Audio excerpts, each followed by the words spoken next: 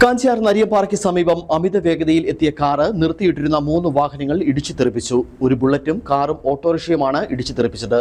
നിർത്തിയിട്ടിരുന്ന കാറ് റോഡരികിലെ കുഴിയിലേക്ക് പതിച്ചു. എറണാകുളത്ത് നിന്ന് കട്ടപ്പന ഭാഗത്തേക്ക് വന്ന കാറാണ് അപകടം ഉണ്ടാക്കിയത്. അപകടത്തിൽ ആർക്കും പരിക്കുകളില്ല. ഇന്ന് 1:30 അപകടമുണ്ടായത്. എറണാകുളത്തു നിന്ന് കട്ടപ്പനയ്ക്ക് വന്ന കാറ് അമിത വേഗതയിലാണ് എത്തിയത്. മടുക്കക്കുഴി കേറ്ററിംഗ് സ്ഥാപനത്തിന് സമീപത്തായാണ് അപകടമുണ്ടായത്. മടുക്കക്കുഴിയിലെ സ്ഥാപനത്തിൽ ജോലിക്ക് വന്നവരുടെ വാഹനങ്ങൾ റോഡരികിൽ നിർത്തിയിട്ടിരിക്കുകയായിരുന്നു. അമിത വേഗതയിലെത്തിയ കാറ് ആദ്യം ബുള്ളറ്റിൽ ഇടിച്ചു. തുടർന്ന് മറ്റൊരു കാറ് ഇടിച്ചു തെറിപ്പിച്ച ശേഷം ഓട്ടോറിക്ഷയിൽ ഇടിച്ചാണ് നിന്നത്. നിർത്തിയിട്ടിരുന്ന കാർ കൊക്കയിൽ വീഴുകയും ചെയ്തു. കാറിൽ ഒരു യുവതിയും 3 യുവാക്കളുമാണ് ഉണ്ടായിരുന്നത്.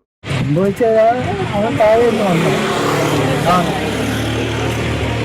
ഇതിവിടെ കിടന്ന വണ്ടി അതിലേക്ക് ഇടിച്ചു. തോന്നുന്നു അതൊക്കെ ഇങ്ങനെ.